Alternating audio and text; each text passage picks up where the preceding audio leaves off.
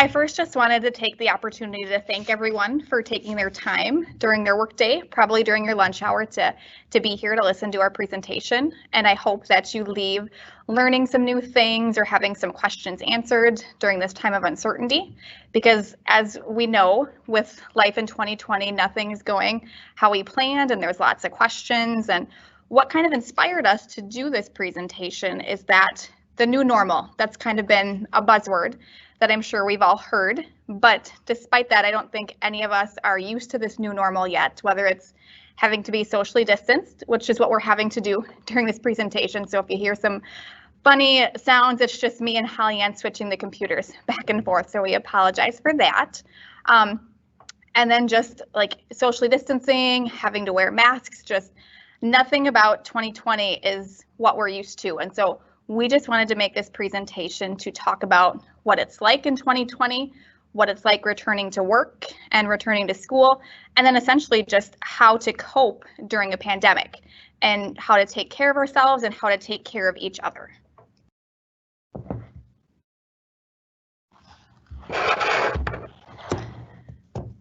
So during this presentation, the presenters will be accepting questions. These can be submitted in the Q&A features in Teams, which should be on your right. At Hiawatha Valley, we care about your mental wellness. If you are experiencing discomfort through this presentation or require crisis intervention, please use our crisis line to consult with a professional. And the crisis line is right there.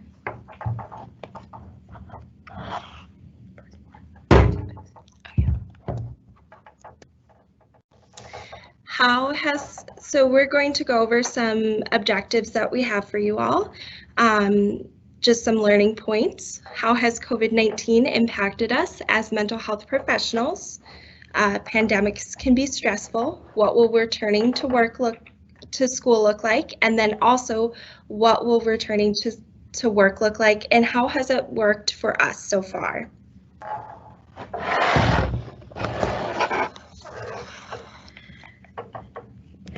And aside from that, we'll also be just comparing some similarities with returning to school and returning to work, also having you do some self-care activities, and then answering questions, which you can put those in the question and answer feature. Like we said, please ask us some questions. We'd love to be able to interact with you guys in some capacity. And then we have a closing activity there at the end too.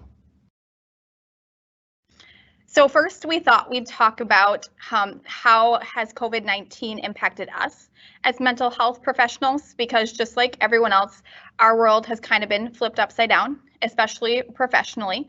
The first big change we can talk about is that, back in March when everything was put into place with the stay-at-home orders and everything, we had to shift to telemedicine. And I can say that this was, thankfully, it was a quick transition. So we were able to keep serving our clients and keep getting their needs met.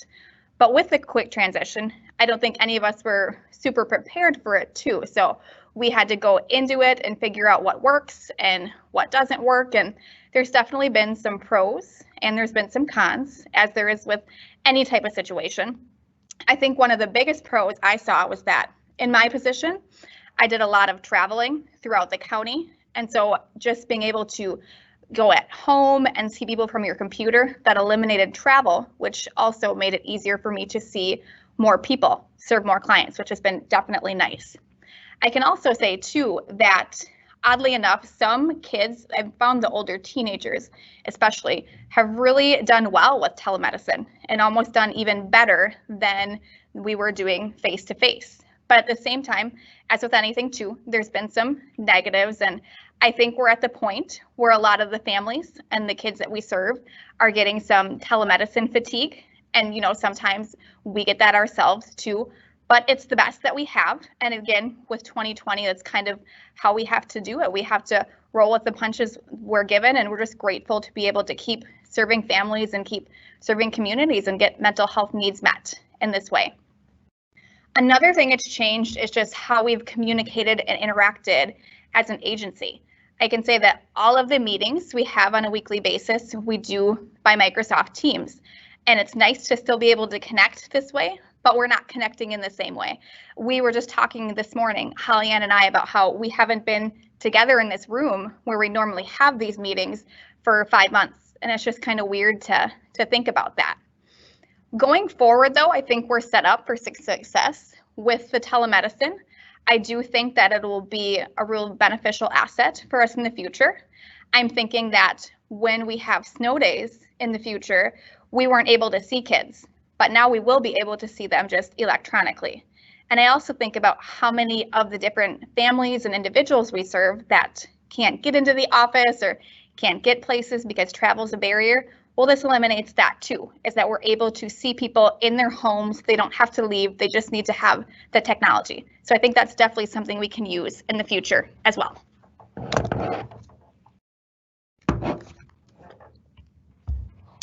And like Katie said, it has been really great to be able to connect still with our clients and provide the services we need to provide. And especially in my experience, I've had to be more creative with interventions and ways to connect with people. So that has helped me grow professionally. And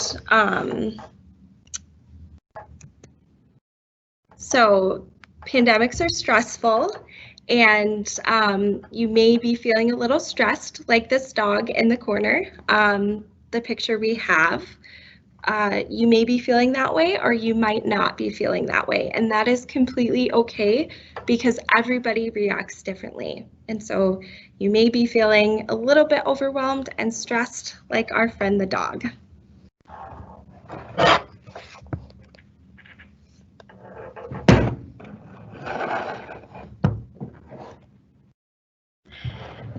And I think what's important to keep in mind too is that everyone reacts differently.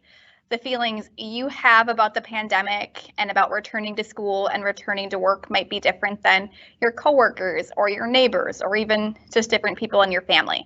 And that's okay. And I also think, using myself as an example, there's some days where I'm okay and everything's going just fine and I'm used to the quote unquote new normal. And then there's other days where it's really hard. And I think it's okay to name that too, and just know that everyone reacts differently. How we cope with things might be different from day to day. And that's, again, just kind of life in 2020. Things change every minute, it seems, and we just have to get used to it. It's important too to talk about the different impact that the pandemic has on our different habits. It can impact sleep habits and eating habits. I can speak from experience that a lot of the families that I work with, one of the biggest issues that they've had during the quarantine, during summer especially without school, is just their kids are on really irregular, erratic sleep habits. And that's a challenge. And I think as we look to returning to school in probably about 3 weeks, that's something that we want to try to get back on track. And that's just something to keep in mind when your kids return to school too, is if you're noticing some kind of weird sleep habits, is it might just be an indication that the kids are struggling. Another indication is that these pandemics and the stress associated can impact our eating habits. I'm sure you've probably heard the term the quarantine 15, and I think it's just a real thing because of all the stress and just how some people can engage in stress eating. You know, the options for going out to eat and stuff like that is limited. Maybe time at home we don't have. It's just sometimes it's impacted the decisions we've made regarding healthy eating too, and just something to keep in mind regarding that also. It's also important to call attention to the fact that it can also have an impact, a negative impact on both chronic health conditions and mental health conditions. And then it might impact people who struggle with substance use. It might make their substance use more frequent, and it also might create some substance use problems for people who haven't had them before. Because again, we're living in an entirely unfamiliar time. We're trying to manage stress, and sometimes people turn to not the best ways to cope with stress. And that's hopefully what we're here for too, is to serve you and to help you think of new ways you can do to cope during this time. Obviously too, the pandemic, life in 2020 is just a time full of increased fear and anxiety. And something that I talk with all of my kiddos about too is that one of the greatest precursors or one of the greatest things that triggers anxiety is a lack of control or uncertainty. And if you think about that, that is what 2020 is. We don't control much of anything, and there's a lot that's uncertain. So it makes sense that there's a lot of fear and there's a lot of anxiety and worry in this time. And you'll hear us say it time and time again, but it's okay. It's okay for us to worry about these things. Some of the things that you might be worrying about or that others might be worrying about include worrying about your health, worrying about your family members' health, worrying about your job and how it's going to look different if you return to work or when you return to work. I know a big thing when the stay-at-home order was put in place too was childcare. What do we do when we have to go to work still, but we have to find childcare and there's no opportunities for that? So there's just lots of different things that we're worried about and things we probably didn't anticipate to have to worry about. I also wanted to take the time to outline a list of people or populations that are at risk of having a strong response to this pandemic. And there's 8 different categories of people. The first one, close to our hearts because of the population we serve is kids and teens. They're at risk of a strong response to this pandemic. Again, they might not show it in the ways that we'd expect, but they are definitely at risk. It's also those that take care of others. If we're thinking about people working in nursing homes, or if we're thinking about, just people taking care of elderly or ailing family members, they're also at risk of having strong emotional responses to the pandemic. Also, the frontline workers, the people, the doctors and the nurses and everyone who's been keeping us safe, and as well as the essential workers who've had to continue to work throughout this whole time with just having to adjust to everything. And then the last category I will talk about before switching to Holly Ann is just those with mental health and substance abuse concerns. Those individuals, those populations are also at risk of having strong responses to the pandemic. And some other individuals that are at risk are those who are isolated, minorities, those with disabilities, and the homeless population as well are all kind of those at-risk categories for having a stronger response to COVID and the pandemic. And lastly, I just want to say it's okay not to be okay. I think we live in a world in which we try to do anything and everything, and it's okay to admit that you're worried and scared and nervous about this situation because it is a scary situation and it's an unusual situation. And so it's okay if you are feeling that.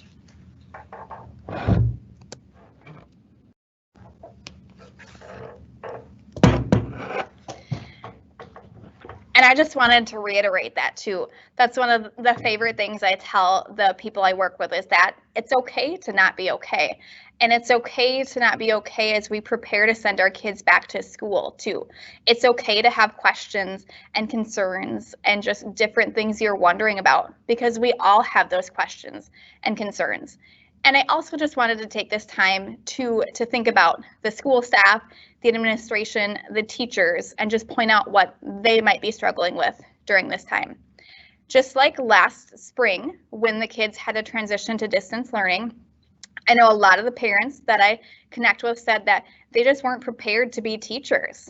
And I just wanted to point out too that the school staff, the administrators, they weren't prepared to have to make school decisions based off public health and try to be able to get curriculum established and try to be able to keep everyone safe. So this is an unprecedented time for us all too. So just important that we have empathy and we have concern and we take care and careful thought with everyone, what everyone's going through. And then I'm sure with some of your kiddos, it's just that you don't know what's the specific plan for the school, and one district might be different than another's district. And I think the important thing to keep in mind too is that while each school's plan is going to look a little bit different, we just have to consider the best interest of everybody and the public health, and that's the determining factor when schools are making decisions. But like everything, with 2020, plans for the schools, like the pandemic itself, are fluid and ever changing. The plans that parents were sent last week or this week might change next week or next month. And we just have to kind of keep that in mind and roll with whatever transitions we might be faced with. I just wanted to talk about returning to school and how we can support the mental health as we return to school during COVID-19. And just, I think the most important thing to bring up too is that in a normal year, returning to school is stressful. Returning to school during a pandemic is just going to be 10 times more stressful for both kids and parents. So just, I wanted to be mindful and make sure everyone is aware of that. And then that considered, I think it's important that we remind the kids of the positives of going back to school. And I think the most basic positive we can tell them is that they're going back to school, which is a positive in and of itself. When we were going through the summer, I spent a lot of time talking with the kids I work with and just asking, hey, what are your thoughts about returning to school? Do you want to go back in person? Do you want to do the distance learning? And I bet about 8 out of every 10 kids I asked wanted to go back to school. So I think just reminding them that they missed it. They missed the social interactions. They missed being able to connect with teachers, and that they'll be able to return to some of that normalcy. And then also they'll be able to see their friends. So I think that's a great thing too. That's something we noticed too, is that there was lots of increase in social isolation because we had to. We couldn't go see our friends. We couldn't spend time seeing people that we're used to seeing frequently. And so just that's a positive too, is just going back to school, going back to seeing their friends. And I think also it's easier to learn in school. I'm sure there's some of the kids that we work with or that you take care of or work with, or kids of your own that excelled during distance learning. But I think just in general, it's easier for kids to go back to school and learn that way. And I think we all learned through the pandemic is that school is much more important than just a place for people to go learn. It's so much more important for socio-emotional intelligence, a place to go have lunch, things like that. So I think just returning to all that is a great thing as well. And then lastly, just remind your kids that no one's alone. Like, every kid is going back and having questions. Every kid had distance learning last semester. It's just everyone's going through the same thing and we're all in this together. And I think just reminding them of that too. Keeping that in mind, like we said, going back to school is going to be stressful and they're going to have anxiety. So I just wanted to point out some of the signs of stress and anxiety you might see from your kids. And these are all information I found on the CDC website. I think the Center for Disease Control has a lot of great resources. So if anyone has any questions about anything in regards to COVID, returning to school, any of that, that's a great resource. So some of the things to look for is just excessive crying or irritation. And this is especially true with the younger kiddos. You're also going to want to look for excessive worry or sadness. Some of the symptoms aren't going to be as obvious as these, though. Some might just be a regression of old behaviors. So if you're seeing them revert to behaviors or struggles they had, years ago, months ago, that could be a sign that they're struggling. As well as, like we mentioned before, unhealthy eating and sleeping habits could be a sign they're struggling. Poor school performance or avoiding school entirely, as well as attention and concentration difficulties. Now, I would just point out too that these are going to be out of the norm. So if you have a kiddo that generally struggles with attending and concentrating, that's not necessarily an indicator of stress or anxiety. It's if you see it above their baseline, above their norm. Also, just avoidance in general. If you have a kid that likes to play outside and they suddenly stop doing that, could be a sign that they're overwhelmed. As well as just unexplained head and body aches. And anytime I hear a kiddo talking about that, my immediate thought is that they're struggling with anxiety. So make sure that you're just paying attention to that. And then lastly, substance abuse. I know we don't want to think about this with some of our kids, but if you are concerned or worried that they might be starting or hanging out with some people who are, just again, could be an indicator that there's a lot going on. And then how do we deal with all this? How do we help our kids manage this? How do you answer any questions they might have about it? I think the best response I can give you is that when you have any doubt, just go with empathy and be supportive of any questions they might have.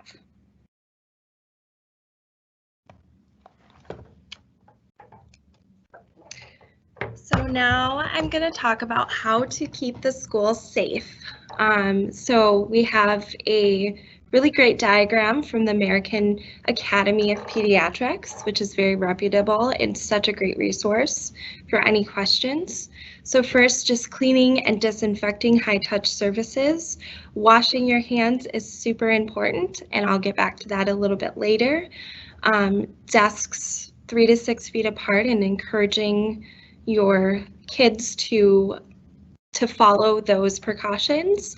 Having fewer students and staff in the classroom.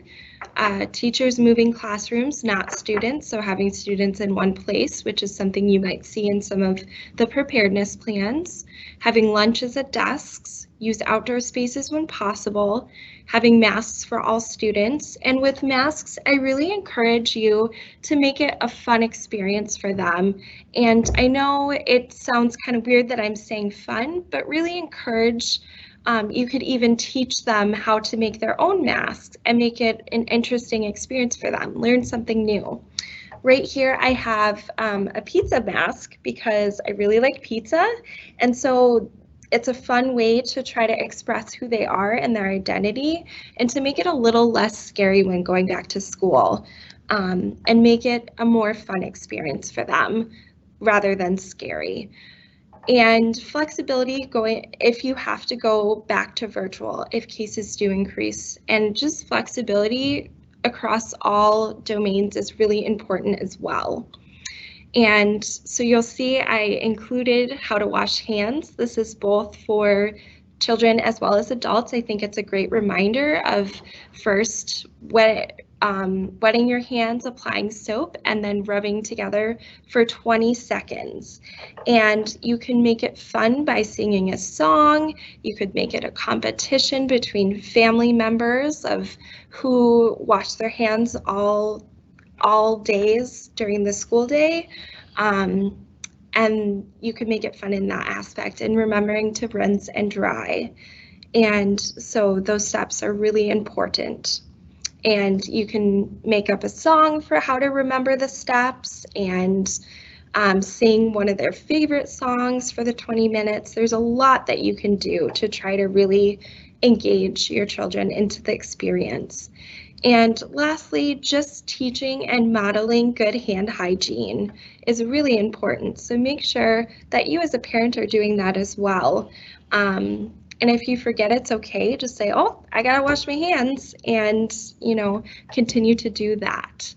And also to monitor your children's health. Make sure to look for some of the signs that Katie mentioned, as well as some of the COVID signs, which you can find that information at the CDC website if you're unsure of how, what kind of signs you're looking for, and just to be mindful of monitoring.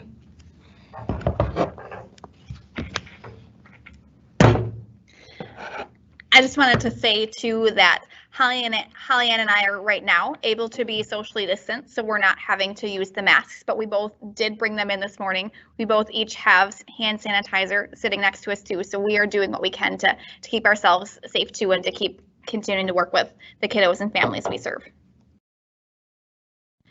And then just to kind of put an end to my portion on what to think about when returning to school. First and foremost, I mean, obviously I might be a little biased being a mental health therapist, but I do think that the kids' mental health when they return to school is crucial. And I hope that when they do go back to school, that rather than just making sure they're caught up academically, which is super important, I think it's essential to make sure that we're attending to their mental health needs and making sure that we're taking care of any anxiety or uncertainty or any just mental health concerns that they might have experienced during the pandemic too. Because another thing to keep in mind too is when school got taken away from them, they were kind of stuck at home, and there's always reports that there could be increased violence at home, just lots of struggles that they might have been experiencing. So lots of different barriers and influences that could be impacting their mental health negatively. And I just want to make sure that when they return to school that we are mindful of this and do what we can to take care of it. And then I think it's just important, like I mentioned before, just to watch for those behavioral changes in kids. And if you see them, be proactive about it. Don't just say, oh, it's just a phase, or it's just, the back to school. If you are seeing some of these concerning behaviors, do something about it. If you have a kiddo that has a therapist, talk to them about it. If not, it might be important to see what mental health resources are out there and available for you. And then I think every resource that I looked into, and I think Holly Ann can support this too, so that one of the most important things to do is take breaks from the news. I'm sure you've seen it, just like we have all the information on the news about COVID, about the pandemic.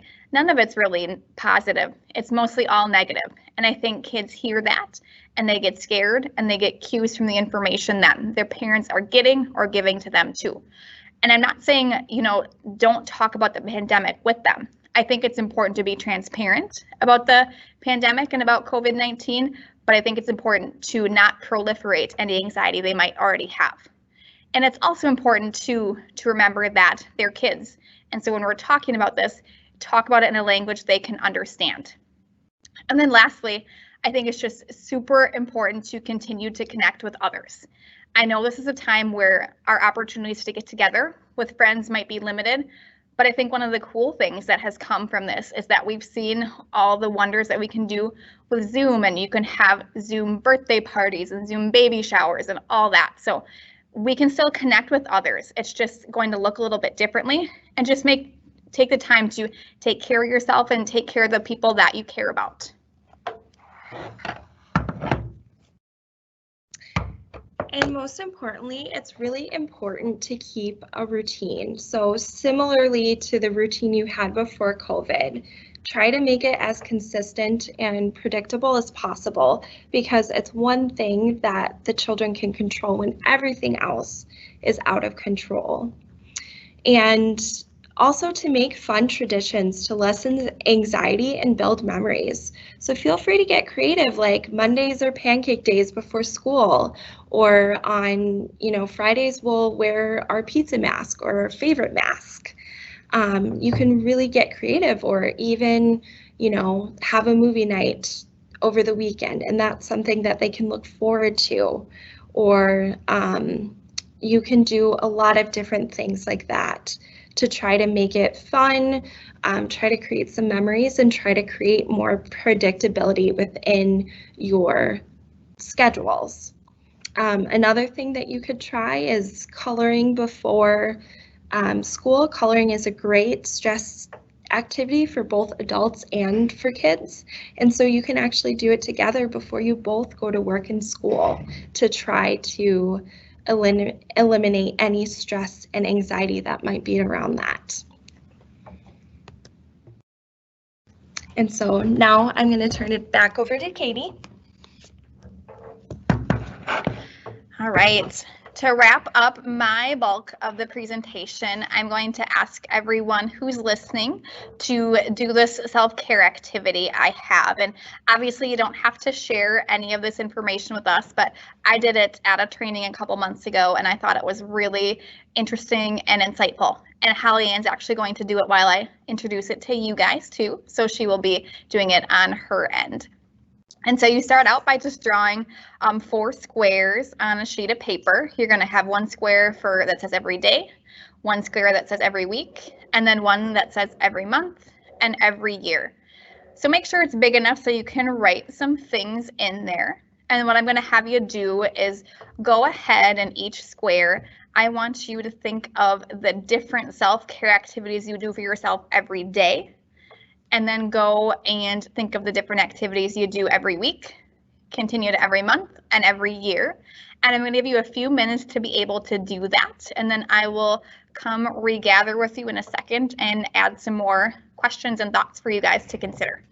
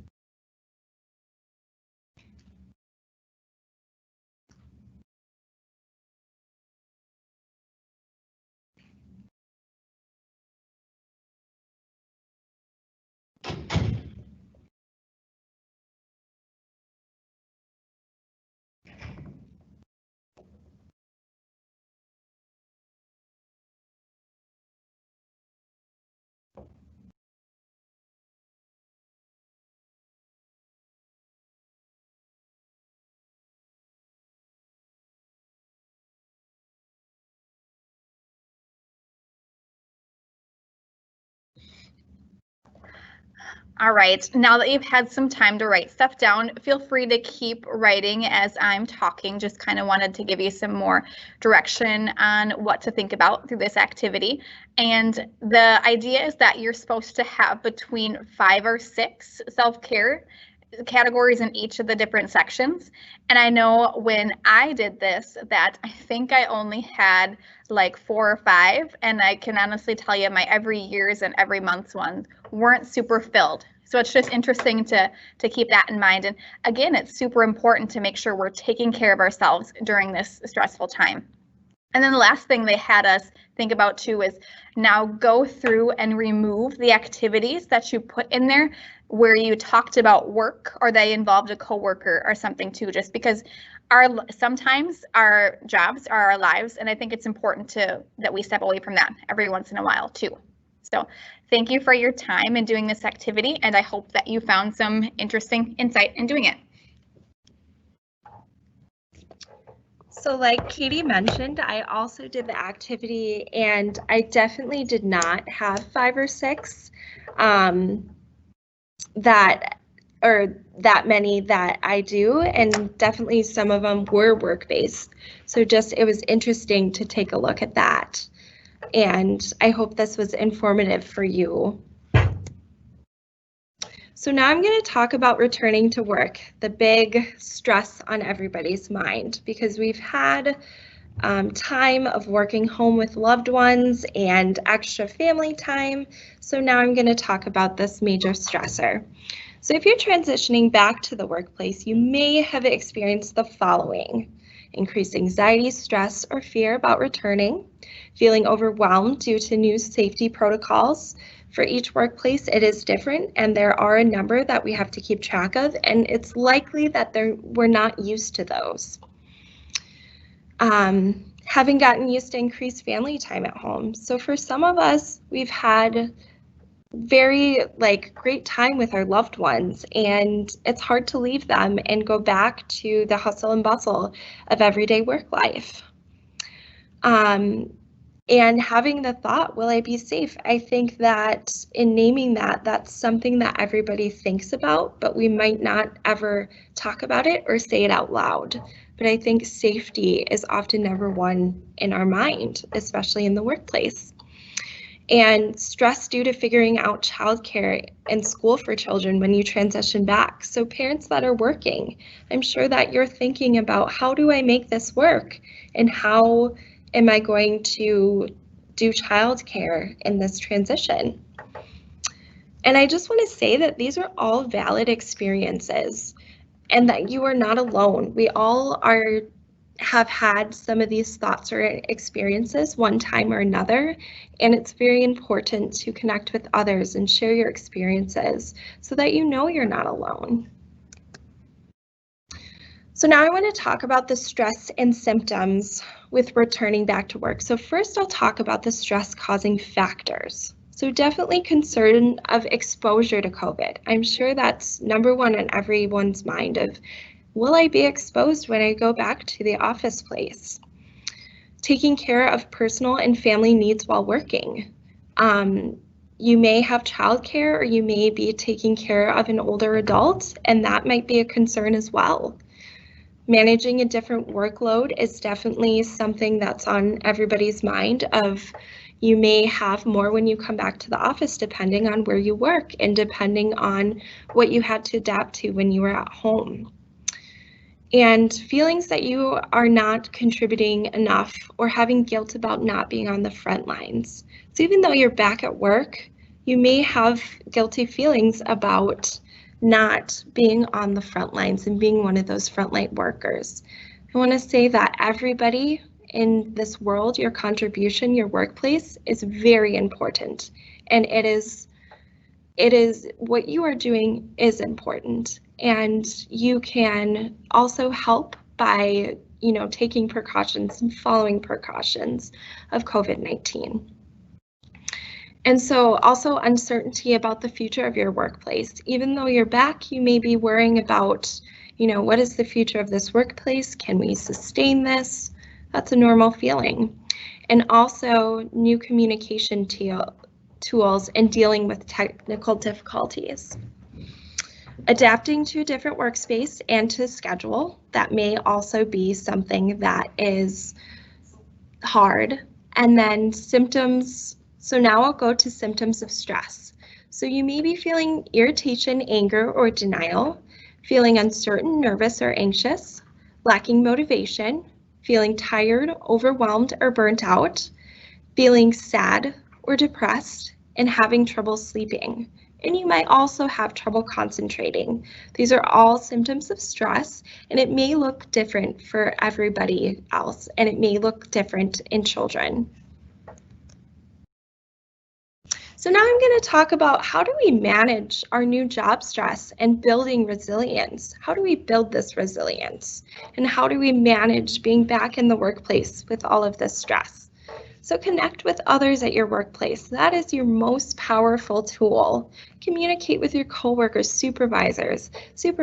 Communicate with your employees to identify stress and work together and come up with a solution together. And really try to support each other, because really, as everybody has said, we are all in this together. And ask about resources for mental health. Typically, all workplaces have resources for mental health and have that available to them.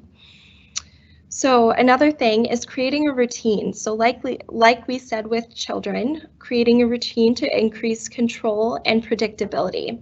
So make it similar to the one that you had previous to the pandemic.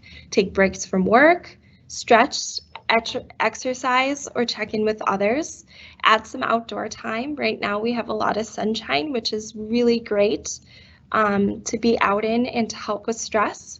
Practice some mindfulness. So really try to focus on the moment and try to really be where you are at that moment.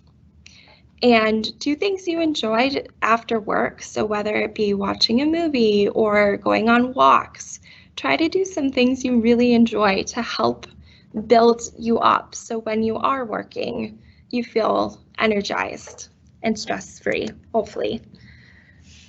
So I'm going to talk a little bit more about managing job stress.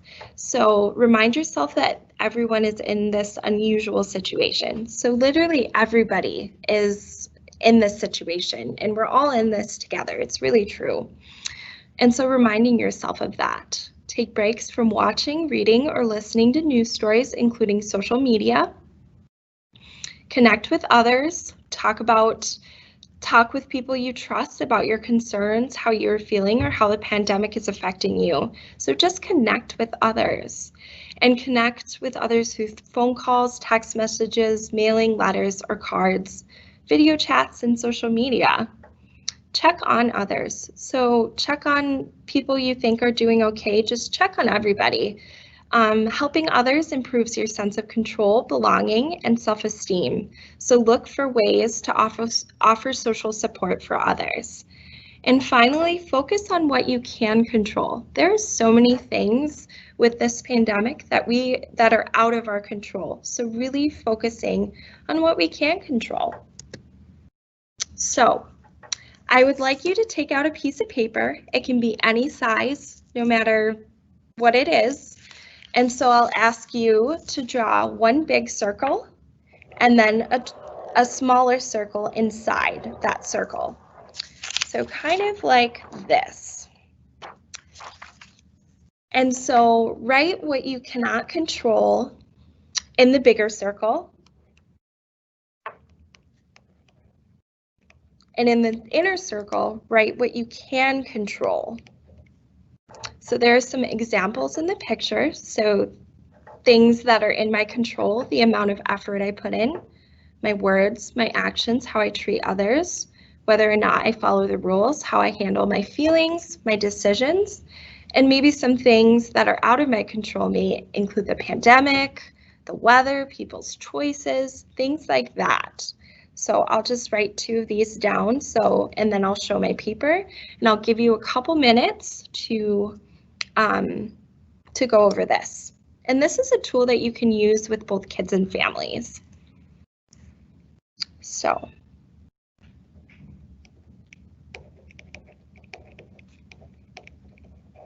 And this is something easy you can do while you're at work if you are feeling anxious about what you can control and what you can't. So some small things that you can control is, what you eat for lunch, or, what if you take a walk in the morning, simple things like that. And so it should look like this, and you can feel free to write as little or as much as you would like.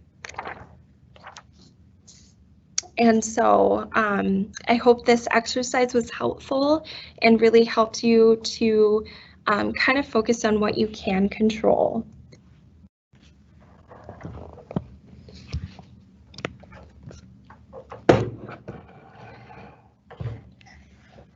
That's a really great activity that Holly Ann had us do, and for the sake of time, we kind of had to jump through it. So I just wanted to make sure that we have some time for questions. So I'm going to go through this slide pretty quickly too, and just as you probably noticed through our presentation is that there's lots of similarities between going back to work and going back to school.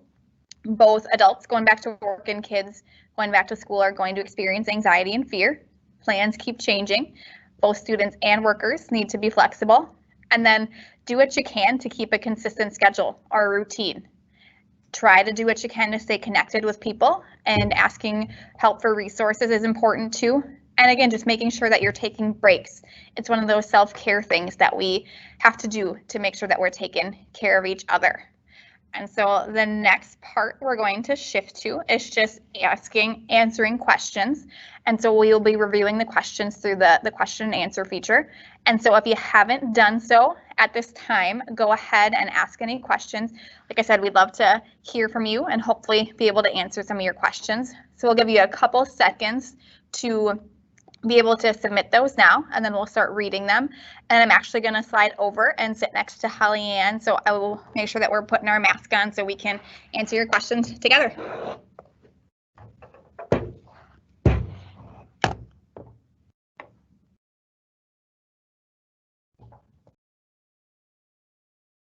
All right.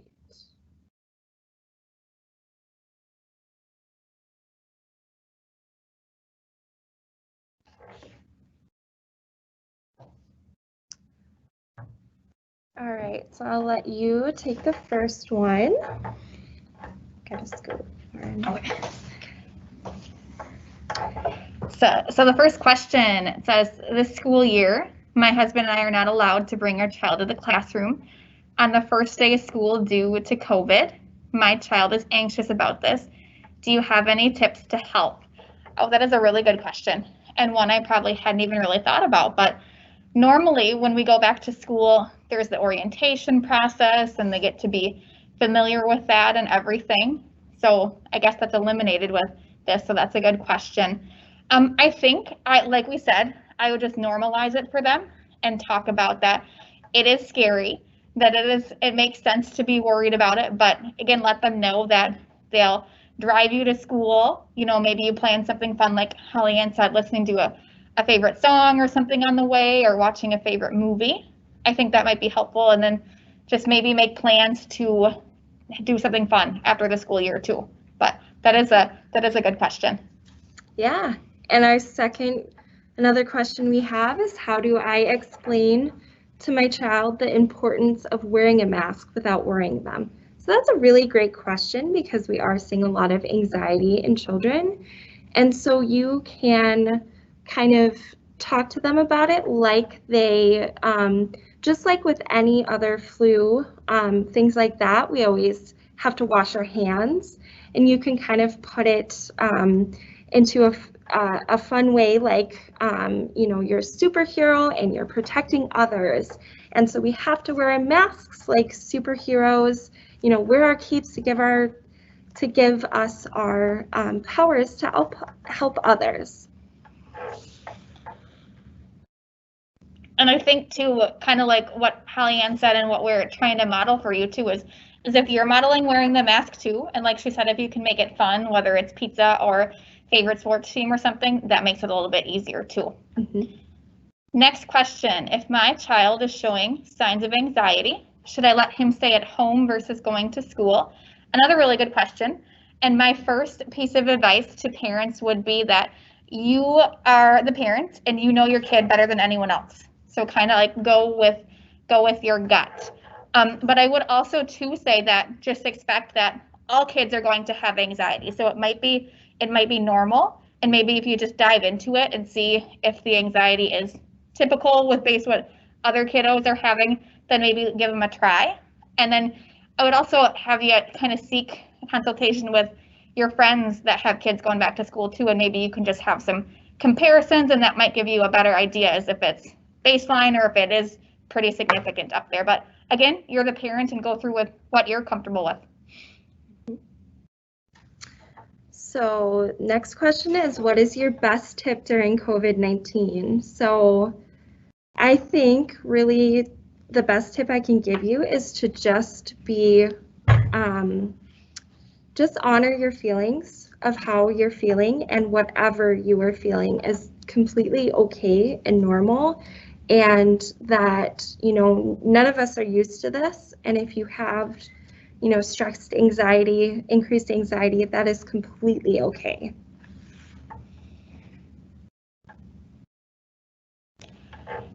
How do I start meeting new people and new activities during COVID-19?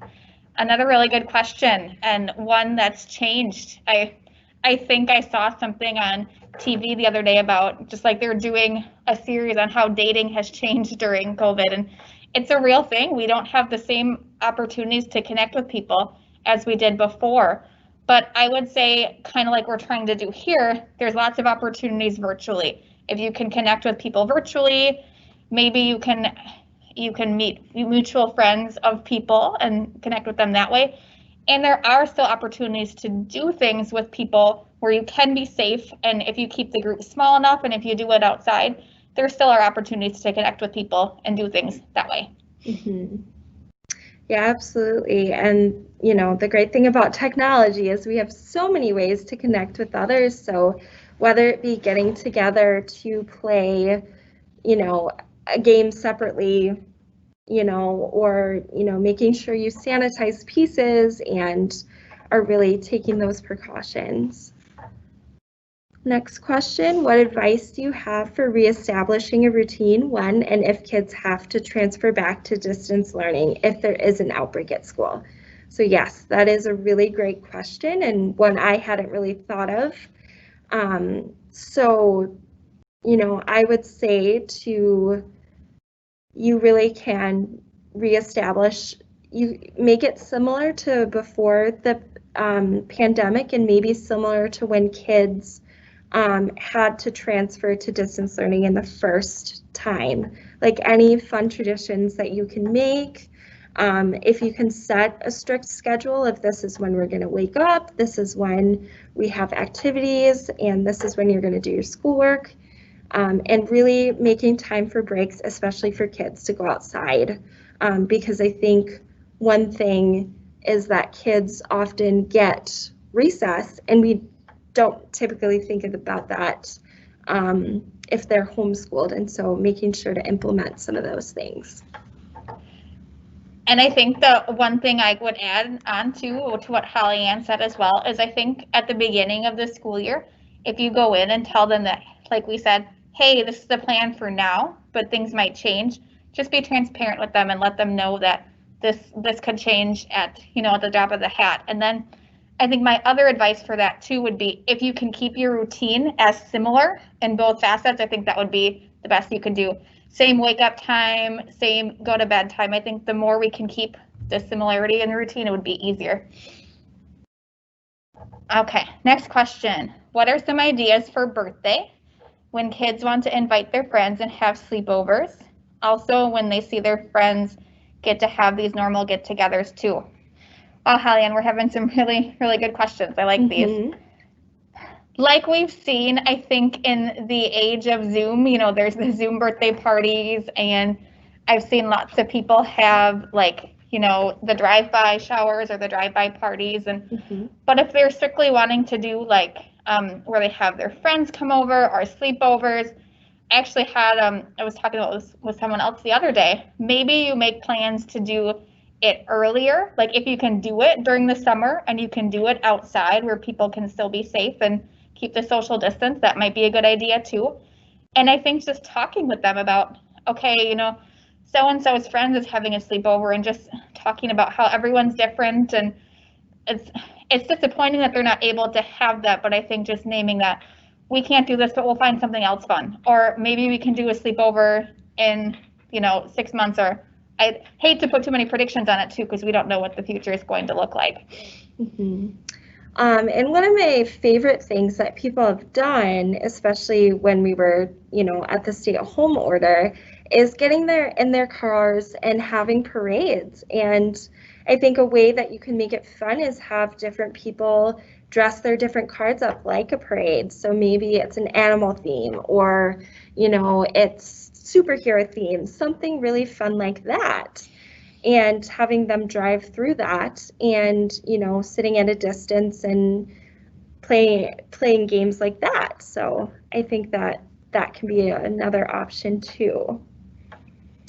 Okay, so we have one final. Oh, someone just thanked us. Thank you guys for listening. Yeah, thank you so much. And so we have one final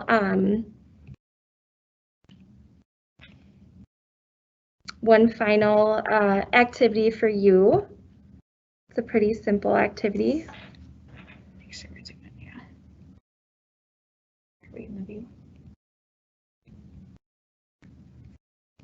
Okay. All right. There we go. So we're going to end on a positive note, and one of my very favorite quotes is that every day may not be good, but there's something good in every day. So we're going to practice this together. So I want you to take a moment to think of one positive thing or one thing you've been grateful for through this pandemic.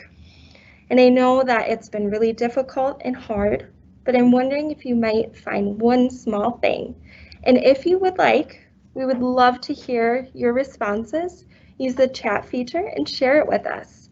The responses will be anonymous, and we'll just list them off as they come. And so I'll go first by sharing one. So one really positive thing for me is I found a new hobby. I really enjoy hand lettering, which is kind of like cursive and calligraphy, and it's been really fun to learn that.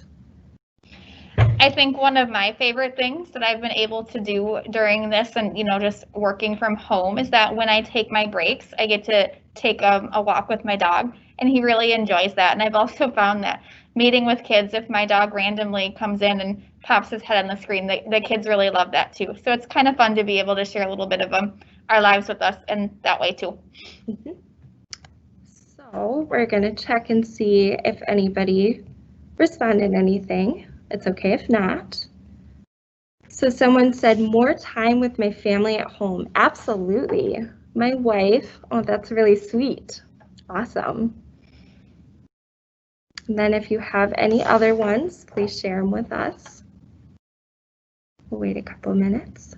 But I think it's easy to kind of see the negative, but also seeing the positive, and finding the gratitude in everyday life is really helpful in helping build up ourselves and others. Really encouraging others to do that as well. So someone said, ending the hustle and bustle of activities and enjoy spending quality time with family. Absolutely. Yeah, just that quality family time that we don't normally get. More time to do home projects. Yes, absolutely. Kids, yes. Spending time with kids, absolutely. Someone said, I also like walking my dog when I get a break at work. Absolutely. And I'm sure the dogs really enjoy it too. All right. So we don't have any more replies. Thank you guys for sharing those with us. It's really powerful to be able to find positives amidst this difficult time.